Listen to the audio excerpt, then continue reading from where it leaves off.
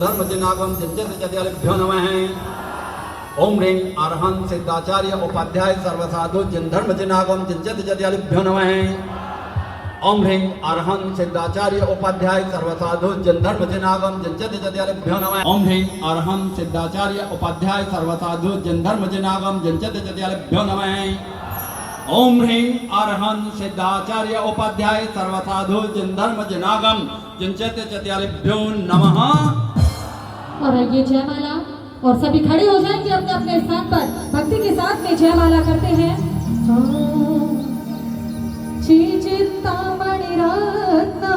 तीन लोक के श्रेष्ठ हो, गाओ गुण मणिमाल जयवंते वंतो। रवि आठो जुलेना है। बोली महावीर भगवान की जय। मनसापुर भगवान महावीर स्वामी के चित्र के समक्ष दीप प्रज्वलन हो रहा है।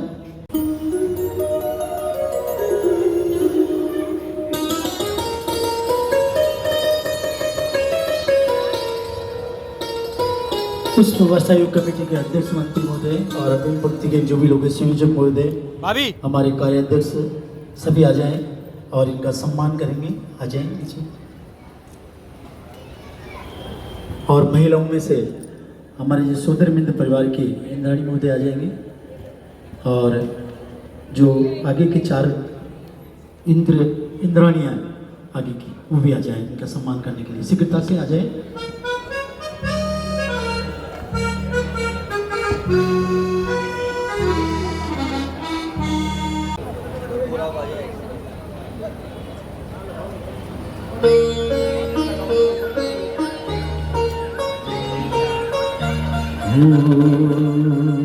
हम स्वागत करते हैं, अभिनंदन करते हैं।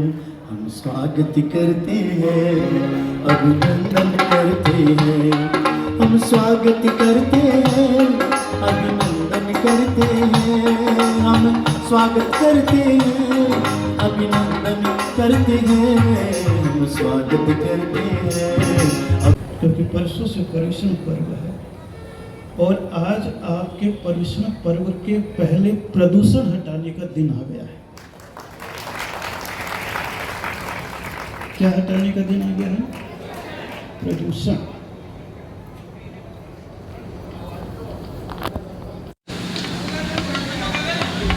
क्योंकि अगर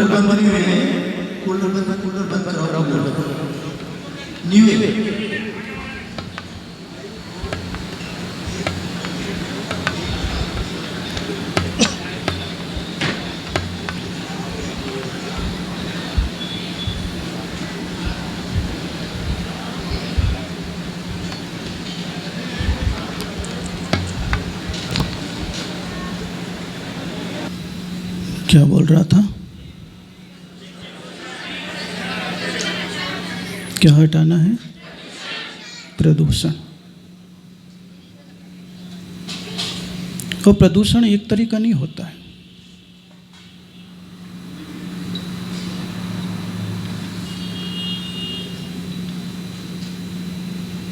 जैनियों की सबसे बड़ी विशेषता है 355 दिन तक कितना भी उसका प्रदूषण रहे। कितने दिनों तक? 355 दिन तक कितना भी उसके जीवन में दुकान, मकान, बीवी, बच्चे, काम धाम, खाना पीना, रहना, सोना, उठना, लड़ना झगड़ना, सब चीज़ का प्रदूषण रहता है। लेकिन भादों का जब 10 दिन आता है तो उसके जीवन में यही विचार उत्पन्न होता है कि हे परमात्मा, 355 दिन तक तो मैंने निरंतर पाप का काम किया है, लेकिन अब जैनियों का महापर्व पर्वाधिराज पर्युषण आ रहा है, इसलिए मैं 10 दिनों तक सारे विकारों को छोड़ करके आपकी आराधना में तल्लीन हो जाऊंगा। ये तल्लीन होने का क्षण होता है। इसीलिए पर्युषण 10 तारीख को। पर्युषण कौन सी तारीख को आएगा? 19 तारीख को। कौन सी तारीख को? 19 तारीख को। आज कौन सा विधान है? नवग्रह। अब 19 तारीख से जो पर्वाधिराज पर्युषण पर्व है उसकी बातें चलेगी। आप कहीं पर, आज 17 तारीख है, अपने मास 1760 बहाने मत बनाना। कितने बहाने? कितने बहाने?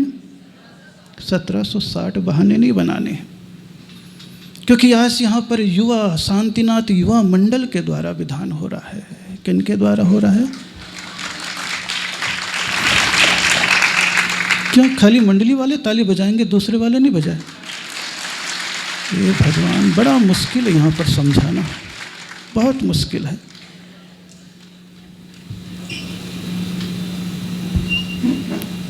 और ये ख्याल करना, जब मंदिरों में जवान आने लग जाते हैं तो धर्म भी जवान हो जाता है, और मंदिरों में केवल बूढ़े ही रह जाते हैं तो मंदिर भी बूढ़ा हो जाता है।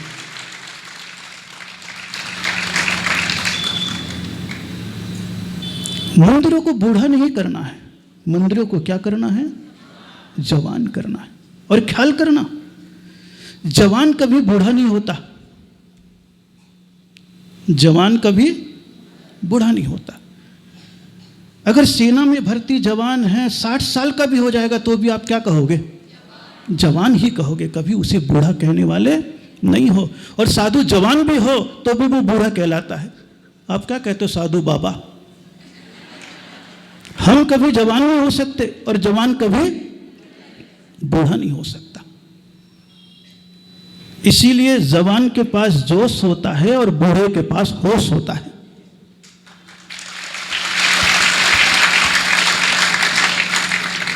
जवान के पास जोश होता है और बूढ़े के पास होश होता है। और जब जोश और होश एक साथ मिल जाते हैं तो मदहोश वातावरण धर्म का चारों ओर अपने आप ही फैलने लग जाता है।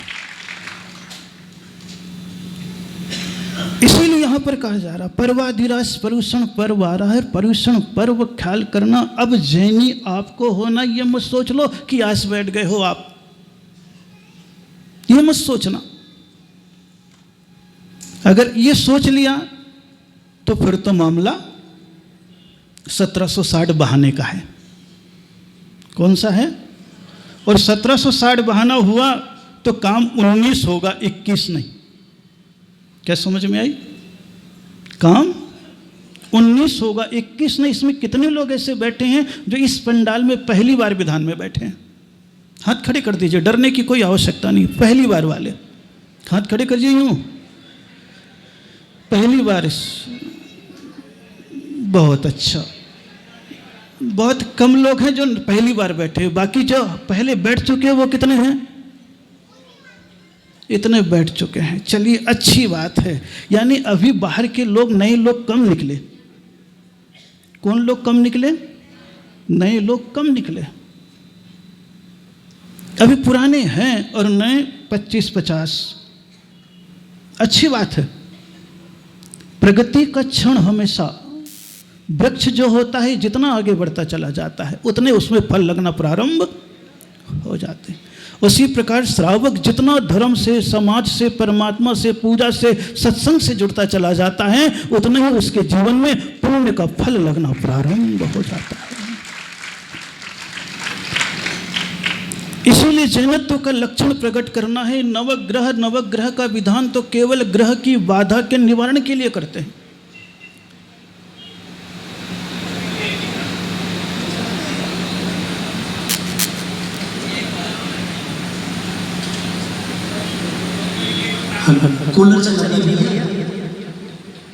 आपकी ग्रह बाधा के लिए, क्योंकि जो ग्रह है उन शब्द के पीछे ग्रह जुड़ गया तो आपके साथ ग्रह के साथ जोड़ दिया।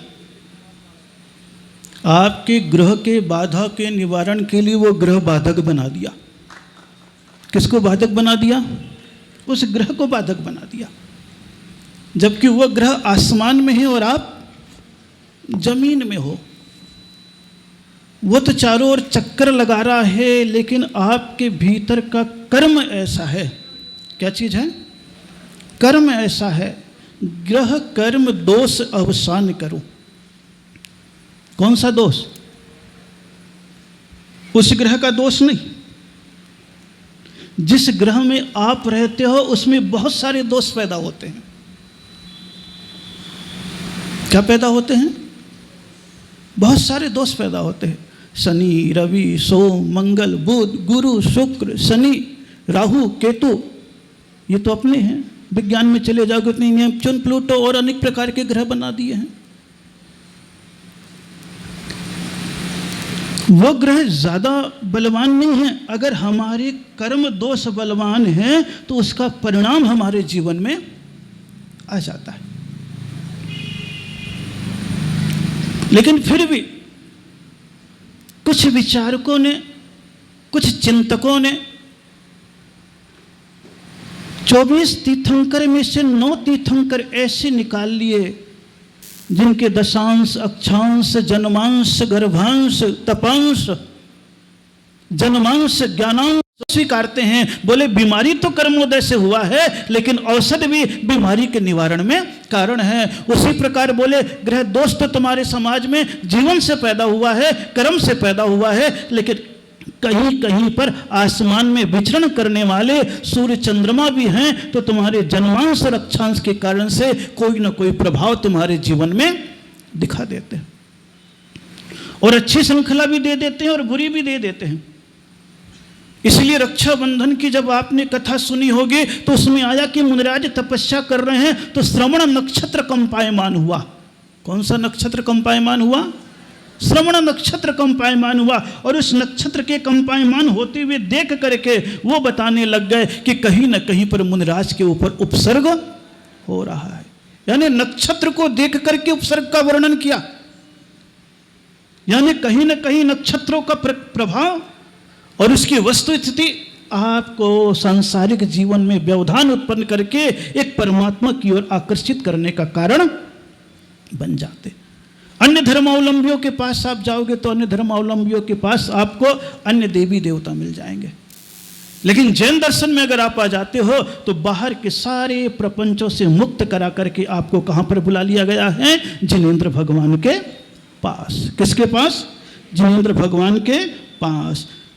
इसीलिए चंद्र प्रभु भगवान, पद्म प्रभु भगवान, एक एक तीर्थंकर को आमंत्रित कर लिया। आप नवग्रह के 9 भगवान को बुला रहे, अभी आप 9 देवता की भी पूजा कर रहे थे। उधर नवकार मंत्र भी है। कौन सा मंत्र है? नवकार मंत्र भी है। और इधर आपके पास 9 कौन सी चीज है? पदार्थ भी है। 7 तत्व है। कितने तत्व हैं? 7 तत्व है, लेकिन उसके साथ पुण्य और पाप 2 जोड़ दिए गए, 9 पदार्थ बन गए। और संसार में जो भी तुम्हें पदार्थ मिल रहा है वो पुण्य से मिल रहा है या पाप से मिल रहा है।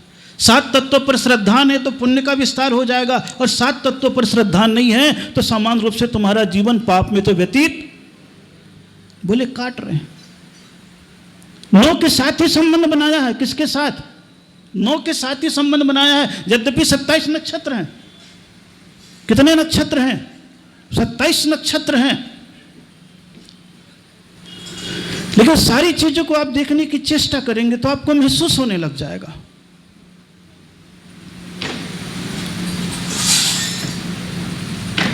महसूस होने लग जाएगा कि मनुष्य आप बने हो। कौन बने हो आप? मनुष्य। तो केवल मनुष्य ही एक ऐसा प्राणी है जो ग्रह की सामान्य रूप से स्थिति को देखता हुआ परमात्मा की आराधना कर रहा है।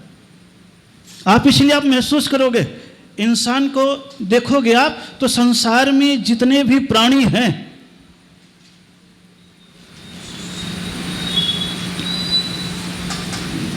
संसार में जितने भी प्राणी हैं, उस प्राणियों में से किसी का जन्म 22 दिन में भी हो जाएगा तो किसी का जन्म 22 महीने में भी होता है। हाथी को अगर देख लो बहुत लंबे समय में जन्म लेगा, लेकिन अन्य प्राणियों को देख लो तो कम समय में भी जन्म ले लेगा। लेकिन यहां पर 9 संख्या अगर आई है तो केवल इंसान ही एक ऐसा प्राणी है जिसका जन्म 9 महीने में होता है। कितने महीने में होता है? 9 महीने में होता है। इसलिए आप उसे क्या कहते हो? मानव। मां के गर्भ में 9 माह रहने वाला मानव होता है। कौन होता है? तो गृहस्थ जीवन की मर्यादा को मत छोड़ना। जहां तुमने मर्यादा से अलग कदम उठाया बस वहीं तुम्हारे पास कष्ट का आगमन होने लग जाएगा। इसीलिए 9 ग्रह में केवल सांसारिक दोषों को लिया गया है। कितने दोषों को लिया गया है? सांसारिक दोषों को लिया गया है कि भैया तुम्हारे माता पिता के प्रति गलत व्यवहार है तो दोष पैदा हो जाएगा, बेटा बेटा के प्रति हो जाएगा तो दोष पैदा हो जाएगा, स्त्री के प्रति हो जाएगा तो दोष पैदा होगा, व्यापार के प्रति गड़बड़ हो जाएगा तो दोष पैदा होगा, खान पान में गड़बड़ हो जाएगा तो शरीर अस्वस्थता हो जाएगी, और धर्म को छोड़ दोगे तो अलग व्यवस्थाएं हो जाएगी, और कोर्ट कचहरी का मामला अगर तुम तीसरे चौथे 5वें नंबर के पाप को अपना लोगे तो कोर्ट कचहरी और हॉस्पिटल के चक्कर तुम्हें लगने लग जाएंगे। ये 9 चीजें जो तुम्हारे जीवन में हैं, ऊपर माता पिता हो गए, स्त्री हो गए, पुत्र हो गए, व्यापार हो गया, शरीर स्वास्थ्य हो गया, कोर्ट कचहरी हो गया है, अर्थ की व्यवस्था हो गई है, सत्ता की व्यवस्था हो गई है, ये सारी 9 चीजों के व्यवधान प्रत्येक गृहस्थ के जीवन में आते रहते। ऐसा कोई भी गृहस्थ नहीं है जिसके जीवन में ये चीजें नहीं आती हो। इसलिए बोले तुम्हें क्या करो, उसको जोड़ दिया भगवान के साथ, ग्रहों के साथ, रंगों के साथ। किसके साथ? रंगों के साथ। और उसके साथ जोड़ करके आपको क्या करवा दिया है? केवल परमात्मा की आराधना। इस विधान को मैंने अभी लिखा है 2 साल पहले ही। पुष्पगिरी में बैठा हुआ था, तब वहां पर भूगर्भ से निकले हुए पारसनाथ भगवान भी थे, शांतिनाथ भगवान भी थे, नेमिनाथ भगवान भी थे। जब वहां पर भगवान थे तो वहां पर पूरा का पूरा मंदिर बना हुआ है। फुर्सत में था, कोरोना काल था। कौन सा काल था? कोरोना काल था। तो वहां बैठ करके ये नवग्रह का पूरा विधान की रचना उस पुष्पगिरी तीर्थ पर की थी। और ये विधान तो सब जगह कराता आ रहा हूं। कई लोगों के मन में प्रश्न होता है कि जैनियों में ग्रह है नहीं। बोले सारी चीज है। सूर्य चंद्रमसो ग्रह नक्षत्र प्रकीर्ण तारकाश्च। सूर्य, चंद्रमा, ग्रह, नक्षत्र, प्रकीर्ण यानी तारे, ये सब जोड़े गए हैं। फिर उसके ऊपर ऊपर इस जिस पृथ्वी पर आप हो उससे 790 योजन पर सूरज है, 800 योजन पर चंद्रमा है। फिर उसके ऊपर ऊपर ये सब विराजमान है और ये सुमेरु पर्वत की क्या कर रहे हैं?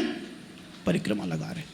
अष्टमी और चतुर्दशी जब होती है तो अक्सर करके ज्वार और भाटा भी आता है, क्योंकि सूर्य और चंद्रमा का आधा प्रभाव उस नदी के पानी पर, उस समुद्र के पानी पर भी पड़ता है। ज्वार और भाटा का संबंध भी उससे बता दिया। तो जिंदगी के कई लक्षणों के इसमें बताए गए हैं। अभी ज्यादा बताने की आवश्यकता नहीं है, क्योंकि समय आपका बहुत होता चला जा रहा है और समय होता भी चला जाएगा। क्योंकि अभी तो आपने पूजा भी प्रारंभ नहीं की है, क्योंकि मेरे आने का समय तो पूजा प्रारंभ पे था।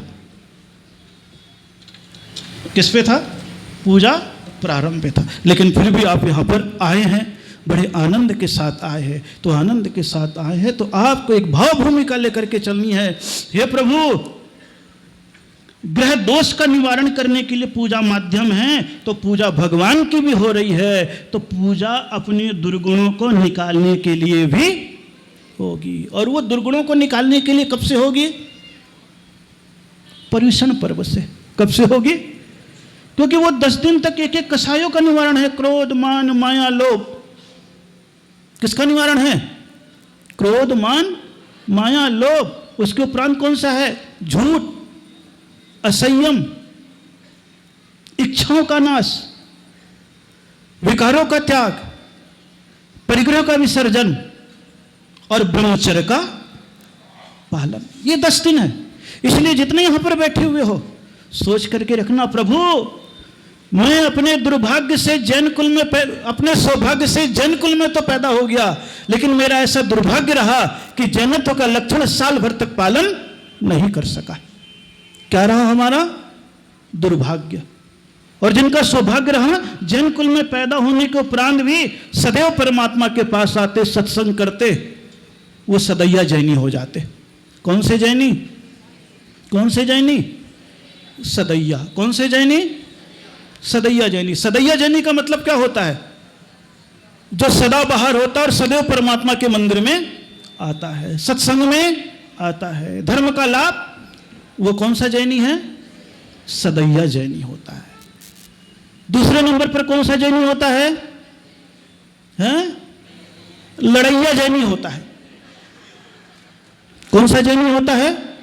लड़ैया जैनी होता है। जब भी मंदिर में लड़ाई की बात हो, लठ लेकर सबसे पहले खड़ा होता है। वैसे मंदिर में सत्संग में कभी नहीं दिखेगा, वैसे कभी नहीं दिखेगा वो। लेकिन जब लड़ने की बात आएगी तो हाथ पांव में दम नहीं और हम किसी से कम नहीं। कोई वजूद भी नहीं होता है, कोई अस्तित्व भी नहीं होता, कोई ताकत भी नहीं होता, लेकिन पीछे से कोई एक पटाखे में चिंगारी लगा देता, भड़ाक करता है और पूरे साफ सुथरे मैदान को कचरे से भर देता है। पटाखा ऐसी तो होता है। उधार की बुद्धि पे जीने वाले कई होते हैं, नगद बुद्धि पे जीने वाले नहीं होते हैं। इसीलिए पहले नंबर के जैनी सदैया जैनी होते, जिनको मंदिर से, सत्संग से, परमात्मा से, धर्म कार्य से मतलब होता है, बाकी चीजों से कोई मतलब। सदैया जैनी। और लड़ैया जैनी को किससे मतलब होता है? जब कभी भी कोई बात उठे मौके पे तो बोला मैं हूं, लग जा तू, बस। ये कौन सी जैनी है? लड़ैया जैनी है। तीसरे नंबर पे कौन सी जैनी है? कौन से? मरैया जैनी। कौन से जैनी? मरैया जैनी। जब उनके घर में किसी का मरण हो जाता है तो क्या करे? 3 दिन में, 13 दिन में आना पड़ता है उसे मंदिर में, अन्यथा उसे मंदिर से कोई मतलब नहीं होता है। किससे मतलब नहीं होता है? मंदिर से कोई मतलब नहीं होता है। तो मरैया जैनी भी कितने सारे बैठे होंगे जो ऐसे मंदिर नहीं आते हैं, लेकिन जब कभी कोई मर जाता है तो 3 दिन और 5 दिन और 7 दिन में और 13 दिन में आते हैं। तो कौन से जैनी वो कहलाते हैं? कौन से जैनी? पहला जैनी कौन सा है?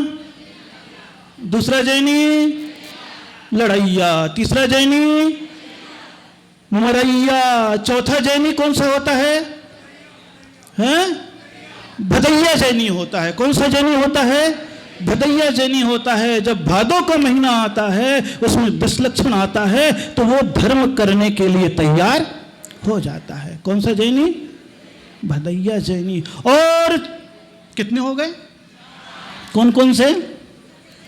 सदैया, लड़ैया, मरैया, भदैया। गवर्नमेंट भी कह दी थी ठीक है तुम आओगे तो हाफ ड्यूटी तुम्हारी है, 11 बजे के बाद आ जाना, तुम्हारी उपस्थिति लग जाएगी।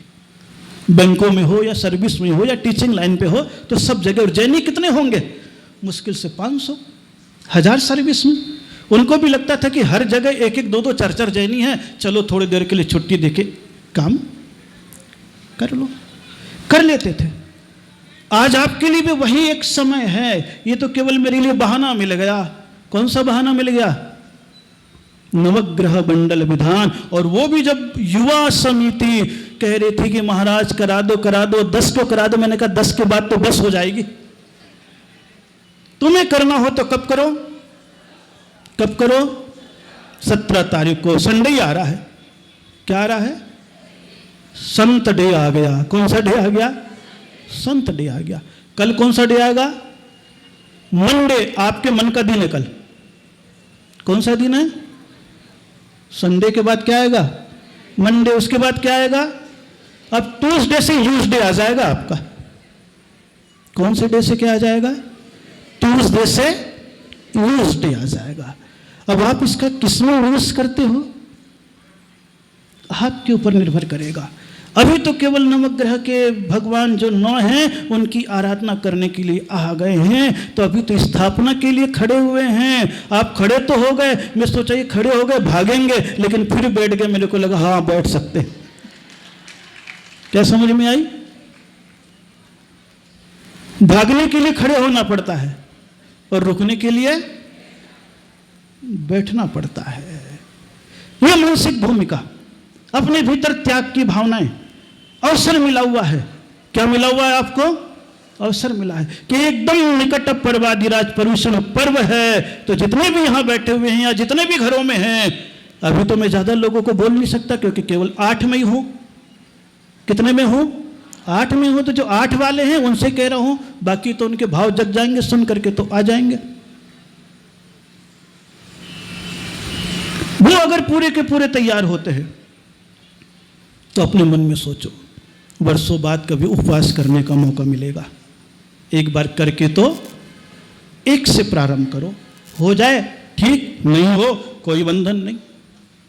हे प्रभु, इतने दिनों तक तो आपकी आराधना नहीं की है, लेकिन अब 10 दिन मिला है, तो इन 10 दिनों में सारे जिनालय भक्तों से भर जाते हैं। किससे भर जाते हैं? सारे जिनालय किससे भर जाते हैं? भक्तों से भर जाते हैं। और कोई साधु जिनालय में न रह करके अगर पंडालों में रहते हैं, तो पंडालों में भी भक्तों और पुजारियों से भर जाते हैं, क्योंकि मंदिर तो कई जगह छोटा होता है, पंडाल पूरा बड़ा होता है। किससे भरते हैं? पुजारियों से भर जाते हैं। उसके मन में विचार उत्पन्न हो जाता है कि 10 दिन का मौका मिला है, चलो पूजा कर लो। 10 दिन का मौका मिला है, चलो मैं एकासन कर लूं। क्या कर लूं? ये प्रभु रोज 10 बार खाया है, कम से कम इस 10 दिनों तक तो एक बार खा करके देखो कि हमारे महाराज भी एक बार खा करके पूरी मेहनत आपके साथ कर लेते हैं, तो एक बार मैं भी एक बार खा करके दिन भर रह करके देखो कि महाराज की चर्या और साधना कैसी होती है। ये परिश्रम में सोच लो। यूं तो आप हमेशा गद्दे में सोते हो, यूं सोच लो कि 10 दिन मुझे मौका मिला है, हे प्रभु एक बार मैं 10 दिनों के लिए पूरे बिस्तर का त्याग करता हूं, जमीन पे दरी बिछा करके या चटाई बिछा करके सोऊंगा, ताकि मुझे 10 दिन परिश्रम में जीवन जीने का, त्याग करने का एक अवसर प्राप्त हो जाए।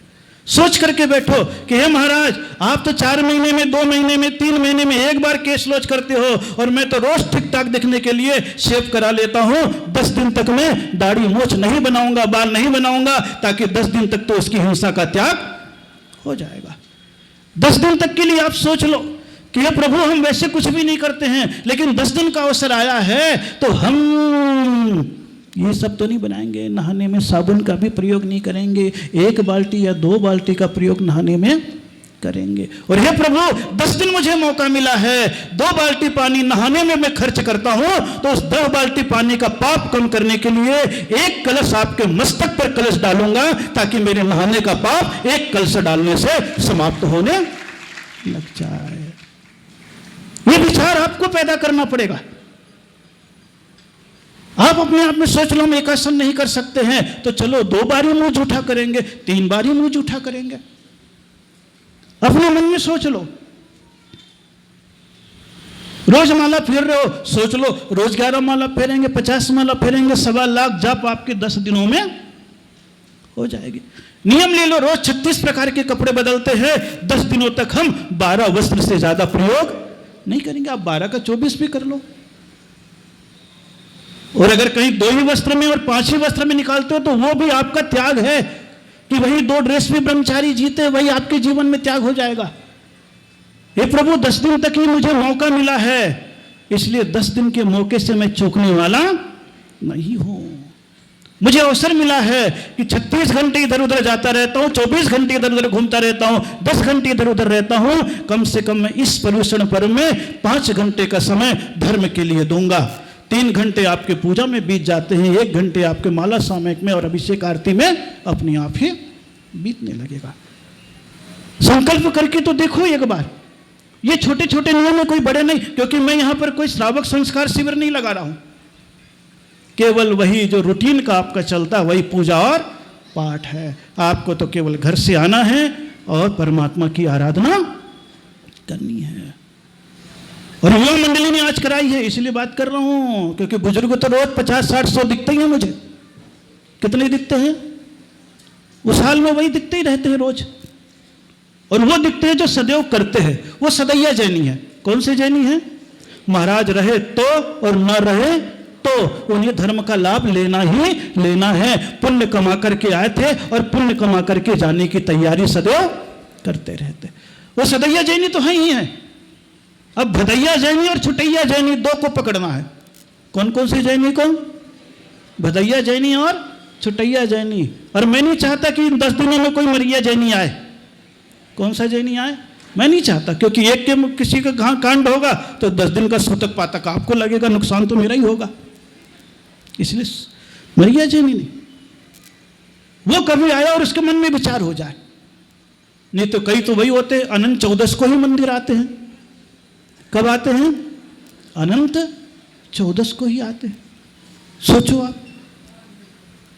लेकिन नहीं, धर्म फुर्सत की वस्तु नहीं है। फुर्सत की वस्तु नहीं है। फुर्सत निकाल करके परमात्मा की आराधना करने का नाम ही धर्म है। दुनियादारी का जितना काम है उससे थोड़ा सा अपना समय निकाल के रखो, नहीं तो फिर वही हो जाएगा, सत्संग से सुधरा नहीं, सत्संग से सुधरा नहीं, ताका बड़ा अभाग और सोने केरा पिंजरा रहा काग का काग। कौवे को अगर सोने के पिंजरे में भी रख दो तो कौवे की कीमत बढ़ जाती है क्या? नहीं बढ़ती है। उसी प्रकार क्या कहा है, सत्संग से सुधरा नहीं, सत्संग मिल गया यानी सत्संग रूपी सोने का पिंजरा आपको मिल गया, उसके उपरांत भी अगर कौवे के कौवे बने रहे, क्या बने रहे? बोले ताका बड़ा भाग्यहीन है। कौन है? भाग्यहीन है। इसलिए एक अवसर पुकार रहा है आपको। क्या पुकार रहा है? अवसर आपको पुकार रहा है कि कुआं प्यासे के पास तक चल करके आया हुआ है। कुआं किसके पास आया हुआ है? कुआं किसके पास चल करके आया? इस सत्संग कुआं है, सागर है। क्या है? हमने देखा सागर भी चलकर प्यासे तक आता है, भाग्यहीन ही होता है फिर भी प्यासा रह जाता है, प्रभु अर्पित पुरुषार्थ करे वह भव सागर तिर जाता है, वही यहाँ सब कुछ पाता जो दो में माटी चंदन जिनसे उन चरणन का ध्यान धरे। कुआं चल करके आगे प्यास तुम्हारे भीतर की हो।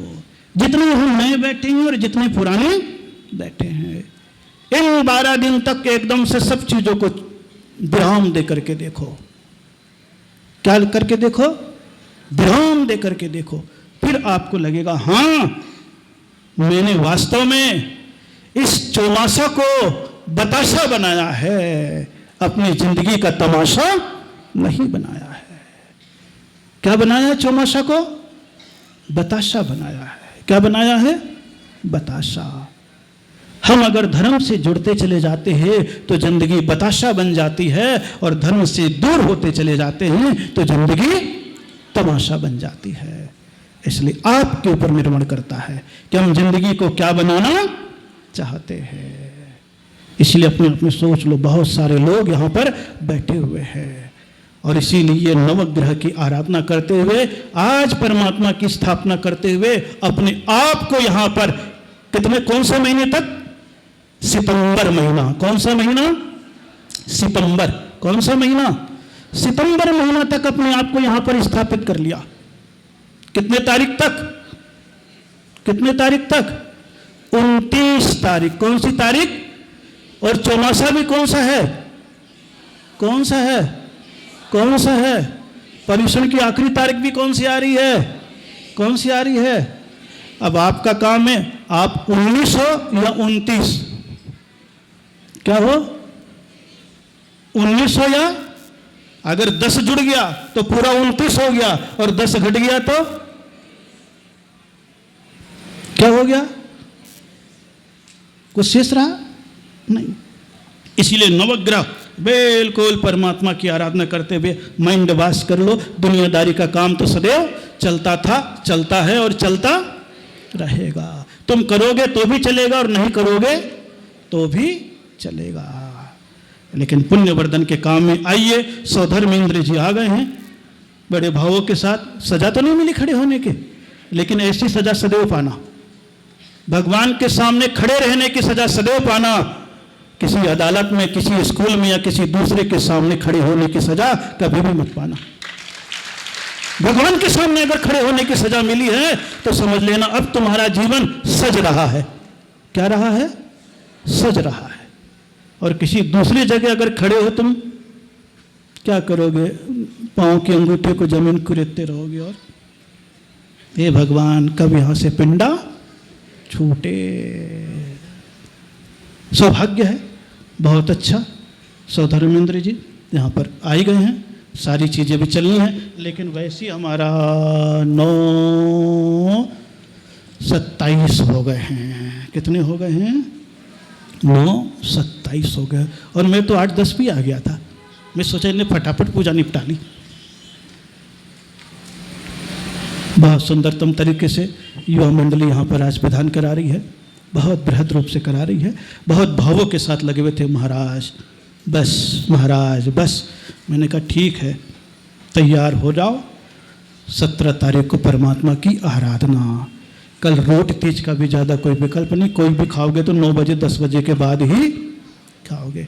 ये जैनियों में बता दिया है कि हाँ भैया 10 दिन तक तो तुम व्रत उपवास करना है, उसके एक दिन पहले खूब ठूस ठूस करके खा लो, मोटी रोटी और चूरमा बूरा सब्जी खूब खा लो। उसके बाद 10 दिन तक तुम खाने वाले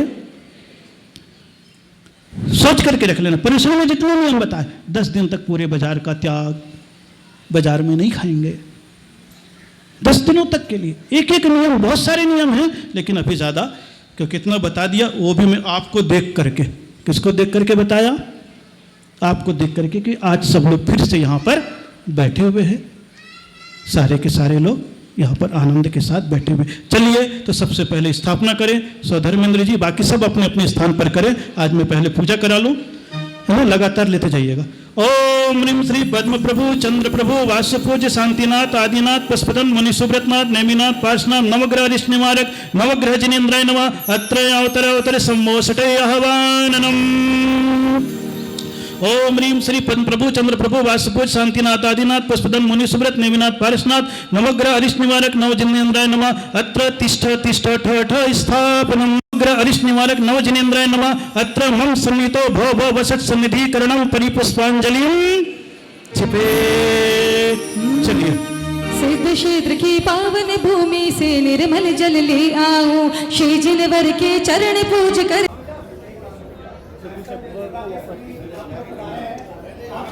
एक रिक्वेस्ट है, 21 तारीख को आचार्य श्री का 21 तारीख यही वाला महीना तो शिक्षा जयंती है, तो सभी लोग आप लोग